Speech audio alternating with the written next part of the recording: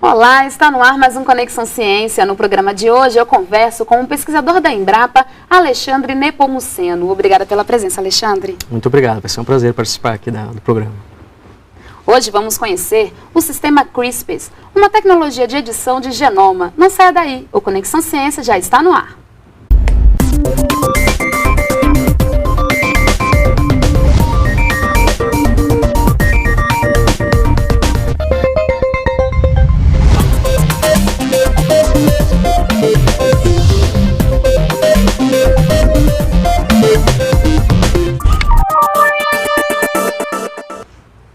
O avanço da tecnologia é tão surpreendente e acontece de forma tão rápida que não faltam novidades no meio científico para serem debatidas e também conhecidas. É o caso do sistema CRISPR, uma técnica de edição de genoma que promete revolucionar a ciência. Então, Alexandre, vamos começar explicando o que é esse sistema. Bom, a técnica CRISPR é mais uma das técnicas de edição de genoma. Na verdade, a edição de genoma já vem sendo feita em várias espécies, plantas, animais, desde 1987, desde a década de 80, né? Só que eram técnicas muito mais trabalhosas, né? Eu cito outros tipos de técnicas, como a técnica Talens ou Zinc Fingers. Eram todas técnicas que você conseguia identificar regiões do DNA ou do genoma, qualquer região, e trabalhar em cima dela e modificar bases nitrogenadas e fazer, alterar a função daquele gene, ou desligar aquele gene. A grande novidade em cima de CRISPR, e é uma tecnologia que tem aí 4, 5 anos no máximo, é que ela é muito mais fácil. Por exemplo, eu pessoalmente trabalhei com Talens, né, e nós levamos aí 3, 4 meses para editar um gene, para modificar algumas bases de um gene. Com CRISPR, nós conseguimos fazer a mesma coisa em questão de uma semana, 8 dias, depende da disponibilidade dos materiais. Então ela é muito mais fácil, muito mais barata e dá uma flexibilidade muito grande para o cientista. Alexandre, mas na prática, né, como é que é feita essa edição do genoma pelo sistema? Tá. Acho que vou ter que explicar um pouquinho como o CRISPR funciona, né? A tecnologia foi basicamente desenvolvida pela doutora Jennifer Doudna e sua equipe na Universidade da Califórnia, em Berkeley. E aqui vem a importância da ciência básica, né? Eles estavam estudando como bactérias se defendiam do ataque de vírus. Então eles viram que as bactérias, quando um vírus infectava, ela destruía o DNA desse vírus e armazenava um pedacinho da sequência do DNA desse vírus. Uma sequência de 20 pares nitrogenadas, né? E aí eles observaram, sequenciando o genoma dessas bactérias, que tinham vários pedacinhos de sequências de organismos que haviam atacado aquela bactéria. E junto com esse pedaço de DNA, com essas informações, existia uma proteína chamada Cas. O que essa proteína Cas, Cas9, fazia? Essa proteína é uma que a gente chama em biologia molecular de nuclease. Ela corta o DNA. Então, quando você corta o DNA no meio de um gene, por exemplo, você desliga ele. Tá? Então, entendendo esse sistema, ela via que quando as bactérias eram novamente atacadas por um vírus, ela reconhecia essa informação, já sabia que tinha sido atacado pelo organismo e esse sistema todo, a fita de RNA e a proteína Cas, reconheciam esse novo ataque e destruíam o vírus. Tá? O que ela fez? O que foi o pulo do gato da comunidade científica? Ela pensou, e se eu trocasse a informação que era do vírus que tinha atacado a bactéria e botar a sequência de DNA de qualquer gene que eu quero reconhecer dentro do genoma? Tá? Então eles fizeram em laboratório artificialmente, e hoje é possível, né, fazer isso no laboratório, uma sequência de DNA que contém a informação, por exemplo, do gene X. E junto está lá essa proteína Cas9. Então eles fazendo isso, testaram e conseguiram ver que esse complexo, tá, que tem a informação do gene X e a proteína Cas, identifica no genoma o gene X e vai lá e corta ele. Com esse sistema, eles conseguem identificar qualquer região genômica em qualquer espécie. Esse sistema, que é um sistema que foi identificado em bactérias, funciona em plantas, funciona em animais, funciona em outros micro-organismos. Então, com isso, você consegue editar os genomas, né? Você consegue alterar algumas bases nitrogenadas, né, no ponto exato que você quer. A gente chama isso de engenharia genética de precisão. Então, é possível, por exemplo, silenciar uma propriedade daquele gene? É possível silenciar um gene, que é a maneira mais fácil de se utilizar a tecnologia, mas eu posso cortar um gene, por exemplo, se é uma região genômica que é muito interessante para a expressão de genes, eu posso abrir aquela fita de DNA e colocar outro gene ali por uma tecnologia chamada DNA recombinante, né? E colocar um novo gene ali dentro. Tá? Mas o uso mais comum é simplesmente esse, você alterar algumas bases nitrogenadas, né? Então você não tem mais a necessidade de ter um transgênico. né? Você faz uma simples alteração no genoma daquela espécie, colocando algumas bases nitrogenadas, e você vai ter uma mutação, que a gente chama, na verdade, né? Que poderia ter ocorrido naturalmente. Então não significa que um gene modificado, né? Tendo o seu gene modificado, ele não é um transgênico.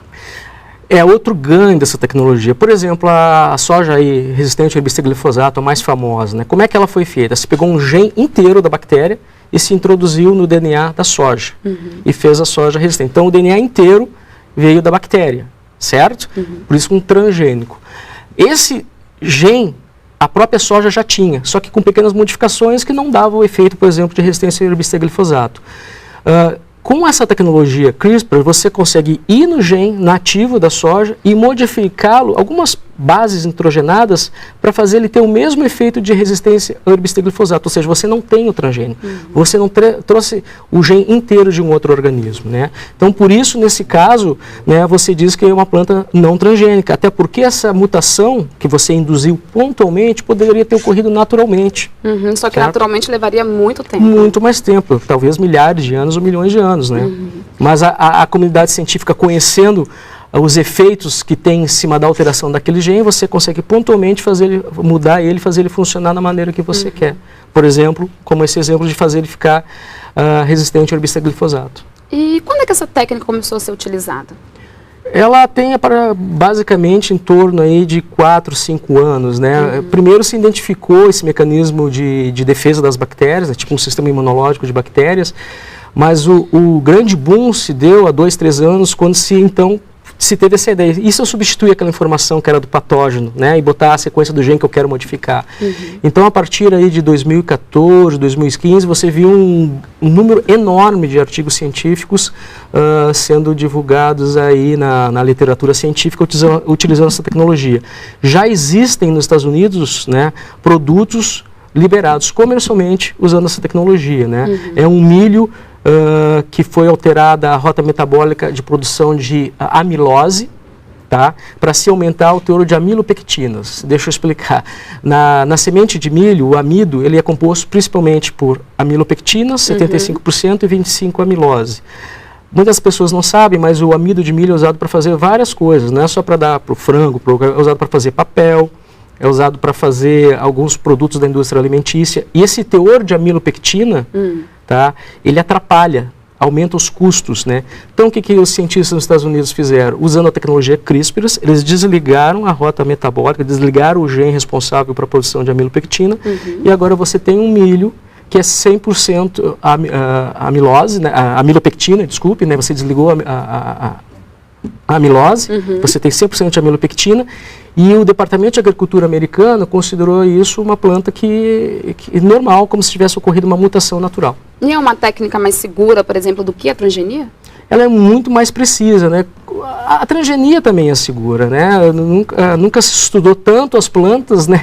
As variedades comerciais usando a tecnologia da transgenia como se fez nos últimos 20 anos, né? Acabou de sair um estudo da Academia Americana de Ciências mostrando que nesses 20 anos, né, nenhum impacto à saúde humana, no meio ambiente foi causado pelos transgênicos, mas no caso específico da edição de genomas, ela é um tanto quanto mais precisa porque você consegue direcionar a região do genoma que você quer alterar. Na transgenia, você, nas metodologias iniciais que se fez as plantas transgênicas, não se tinha isso. A inserção daquele transgene ocorria ao acaso no genoma da espécie-alvo. Hoje, inclusive, conciliando a tecnologia CRISPR por exemplo, eu posso querer colocar um transgene lá, né? Eu posso direcionar para qualquer região do genoma que me interessa, mas eu não preciso mais disso. Eu não preciso pegar o gene de uma outra espécie. Eu posso modificar o gene da própria soja, né, ou do milho, ou de um bovino, no sentido que ele tem a função que eu desejo. Eu posso fazer isso pontualmente. É possível utilizar as duas técnicas, tanto a transgenia quanto o sistema, numa gene só? Por causa das polêmicas dos transgênicos, as grandes empresas, né, estão preferindo, mesmo nós da Embrapa, estão preferindo usar essa técnica que é muito mais precisa, né, que você faz a mudança só pontual.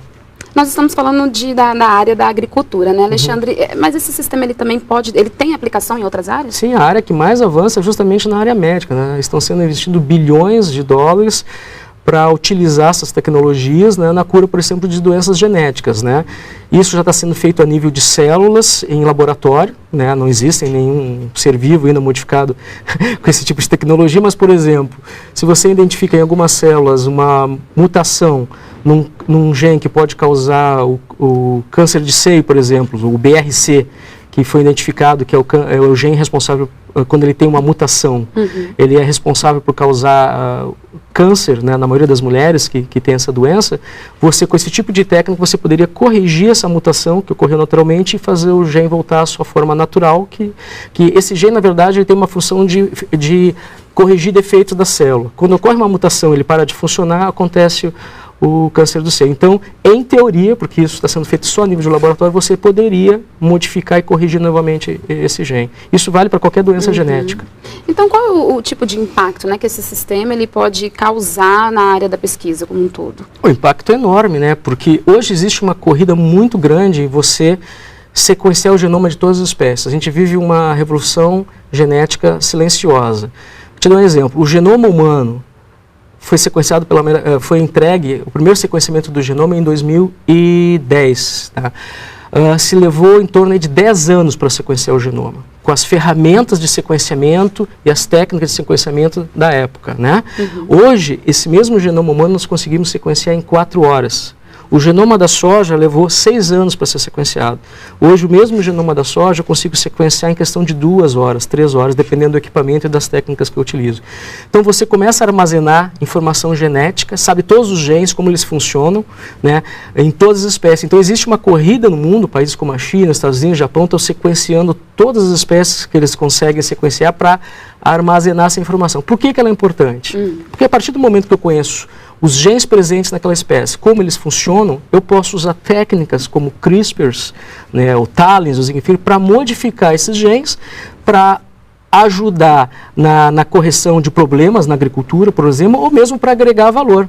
Eu posso citar um trabalho que está sendo feito aqui pelo Dr. Elíbio Reck, na Embrapa Senagem, nosso colega, né, onde ele está tentando utilizar a técnica CRISPRs, né, para modificar o metabolismo de óleo na soja e fazer com que a soja tenha um óleo mais saudável, mais interessante para a produção de biocombustíveis, por exemplo. Ok, Alexandre, então daqui a pouco nós continuamos a nossa conversa. Vamos para um rápido intervalo e voltamos já.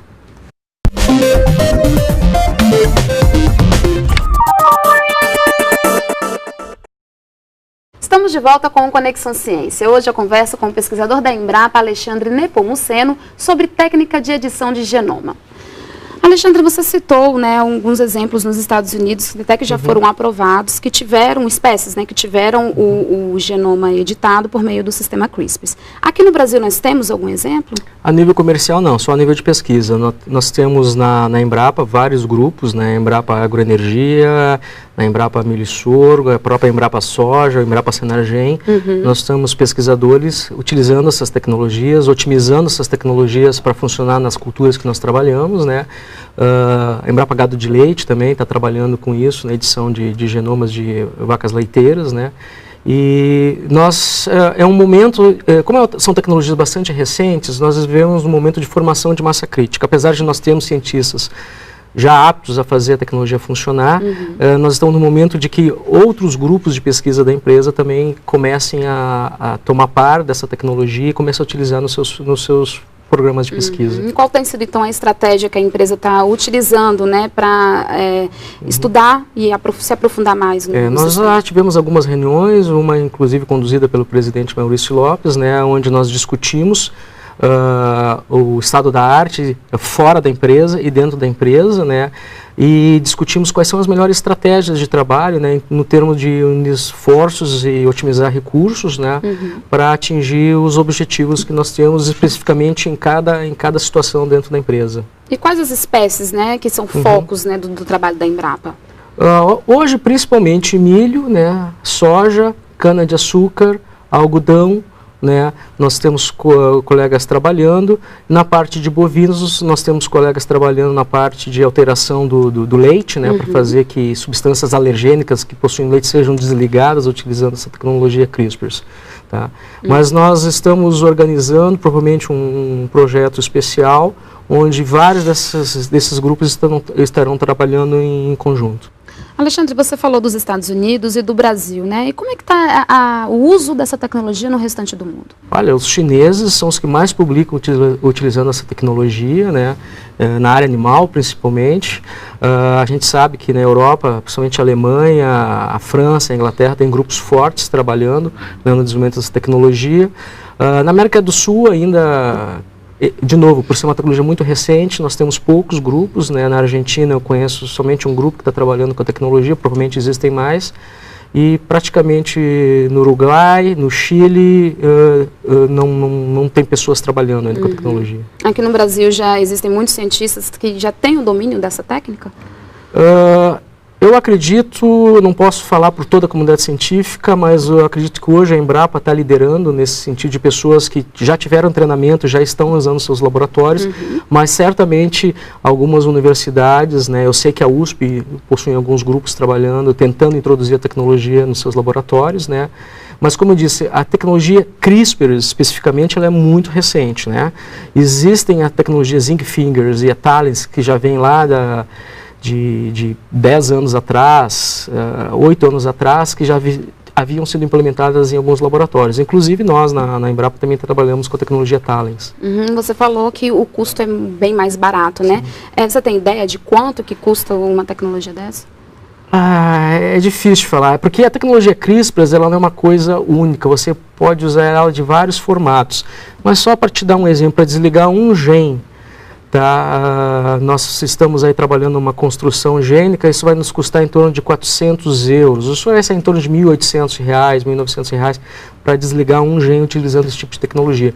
Mas você tem várias combinações que você pode alterar esses custos, né? A grande beleza da tecnologia CRISPR é que você consegue desenhar a sua estratégia toda em computador, você monta as sequências de DNA que você quer para fazer o sistema funcionar, e você manda para uma empresa, hoje existem empresas especializadas na síntese de DNA e ela te entrega a construção pronta, né?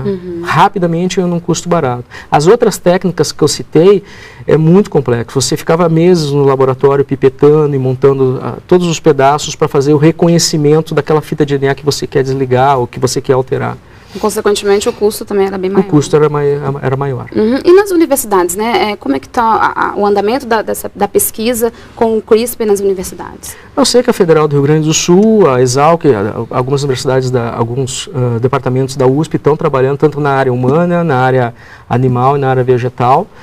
Eu não sei em outras universidades do Brasil se estão trabalhando com as tecnologias, mas principalmente aqui as universidades do Sul já estão usando esse tipo de... estão tentando implementar esse tipo de tecnologia nos seus laboratórios. E como é que está a questão da legislação em relação ao sistema? Por ser novo, né? Como é que está o andamento dessa parte? É uma questão que está sendo bastante discutida porque, por exemplo, a lei de biossegurança não previa esse tipo de tecnologia, né, onde você consegue pontualmente fazer uma mutação num gene que poderia ter sido ocorrido naturalmente, né. Aliás, pela legislação brasileira, quando você tem plantas mutadas por irradiação, por produtos químicos, né, que causam mutações aleatórias no genoma, né, isso não é considerado um transgênico, né, e simplesmente as plantas obtidas dessa maneira são registradas no Ministério da Agricultura. Com essa nova tecnologia eu posso fazer o mesmo que uma radiação poderia fazer, causar uma mutação, mas eu faço de uma maneira muito pontual, muito mais preciso. Então seria assim, muito mais seguro até que uma planta irradiada, uma planta que teve o seu genoma alterado por produtos químicos, né? Então a CTNBio, a Comissão Técnica Nacional de Biossegurança, que eu inclusive sou membro, está analisando essas novas tecnologias e vai está propondo uma normativa para como essas tecnologias vão ser tratadas aqui no Brasil. Estados Unidos e Argentina já se manifestaram e essas tecnologias não são consideradas, essas plantas e animais não são considerados animais e plantas transgênicos e são regulados como qualquer outra variedade comercial.